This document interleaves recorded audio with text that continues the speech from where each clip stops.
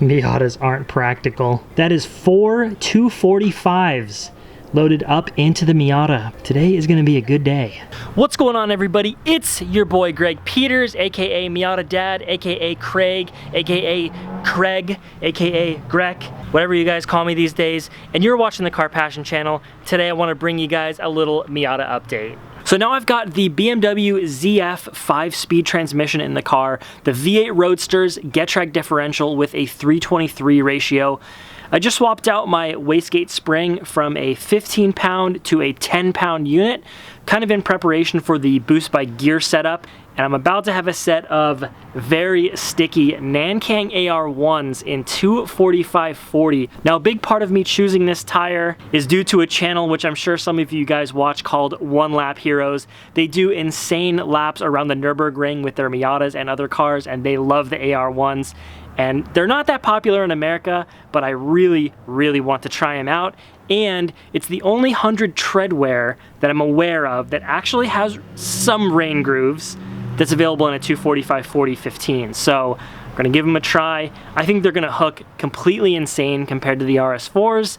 Of course, being a softer rubber, they are gonna wear faster, but that's part of the experience. We're just gonna have to see how it goes. I'm about to head over to my friend Robert's shop, Rob Spec Performance, and he's gonna get these mounted for me, as well as make some tweaks to the exhaust system. It doesn't really fit that great with the Getrag diff because it sits a little bit lower, but about to get that all fixed up, and this thing is gonna be so dialed. Let's get on the road. All right, so now that the car's on the lift, I can show you guys there are definitely some contact issues. Ever since, I mean, pretty much every drivetrain part I've swapped has made the exhaust clear worse and worse. So it's kind of sitting on this brace right here. The Getrag diff sits lower in the car than stock, so I got some issues with the axle hitting the exhaust, and it's got some contact here on the subframe. The good thing is with the ZF transmission, I've actually got a lot more clearance between the downpipe and the bell housing. So because that upper joint is a V-band, we can rotate the downpipe, and that'll help it get off of the subframe and hopefully get everything clearanced up.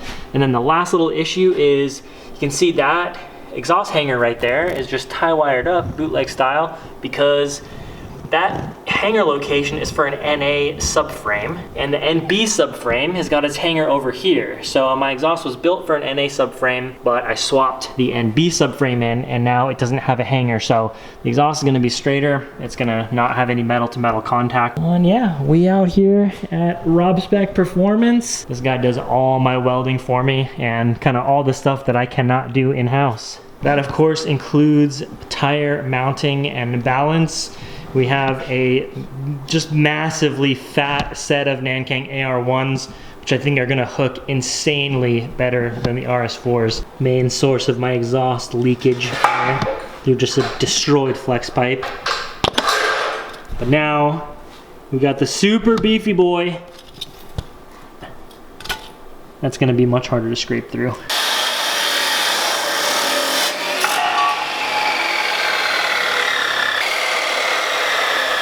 You know how much it hurts for me to see my dream exhaust just get cut in half like that? So now, where it was touching the subframe before, it's got at least half an inch of clearance. Yeah.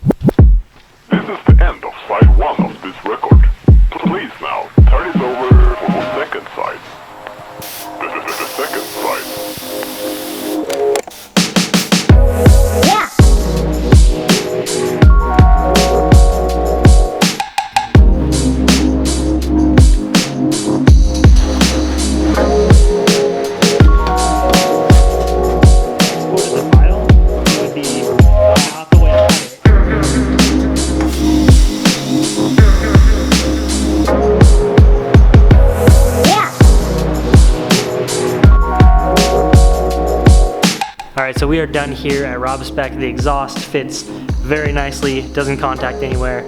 The tires look absolutely insane. It's really dark outside, so can't really show you good shots of it right now, but in just a second, you will see it. Until daylight, peace.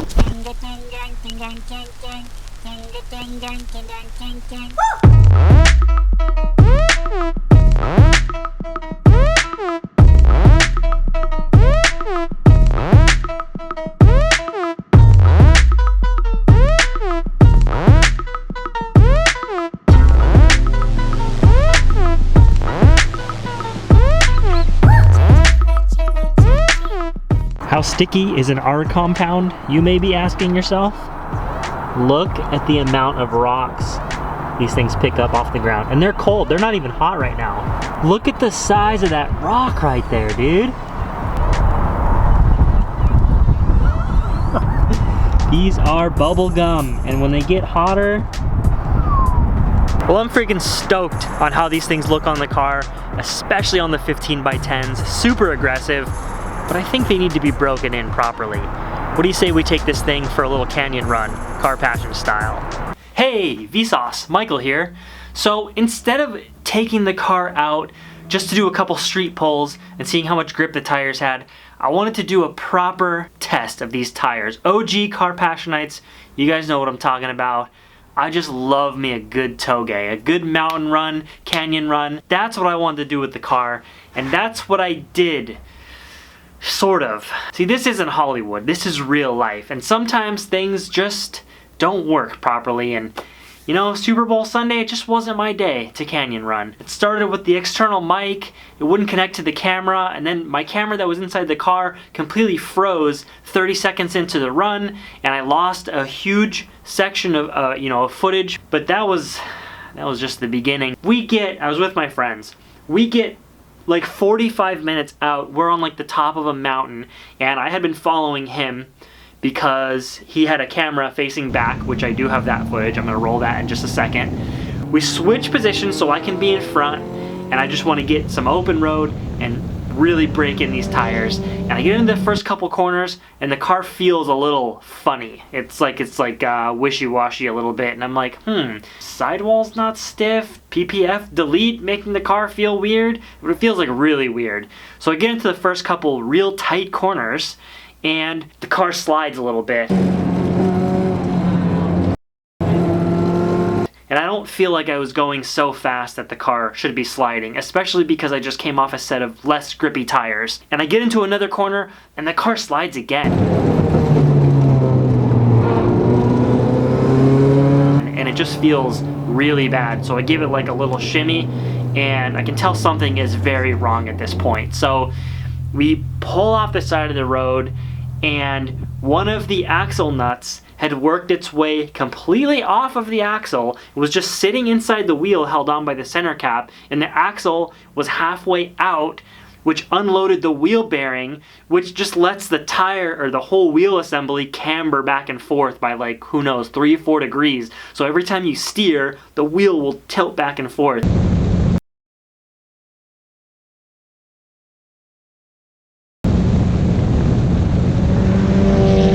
And it just felt real sketchy. Now, I don't know if that axle nut didn't have the proper torque on it, or if it just worked its way loose.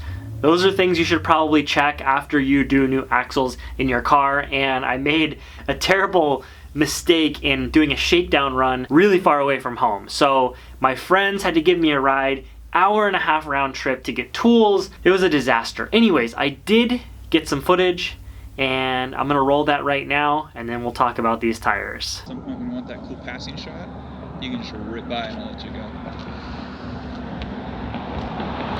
I'm close, I'm not trying to tell you to go faster. I'm just trying to fill the frame. Yeah.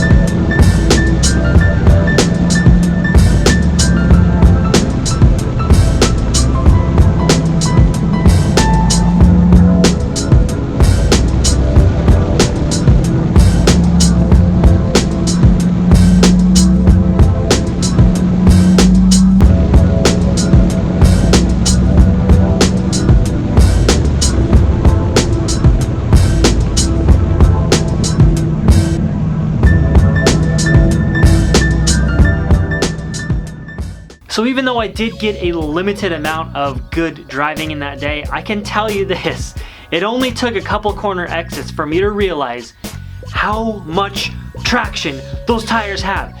They're insane. I used to spin third gear on the freeway, now I can be in corner exit at third gear, full traction. Second gear, almost full traction. Not quite, but we're getting there. So number one, the 0 to 60 video test, I'm doing another one of those very soon because I think the car is going to absolutely rip with the slightly improved gearing and exponentially more grip on those tires. I got to take it out and canyon run it again, a full run. People are asking me, okay, so are you done with the project now? No, because the last year and a half of fighting drivetrain issues, I've put everything else on the back burner and I have a lot of little things that I want to do with the car. But I realize that you guys want to see driving also. So the next couple of videos, some of you guys remember a few months back I did a collaboration with Craft in Motion filming a canyon run of the car. I'm gonna upload, I actually have 2 videos from that day.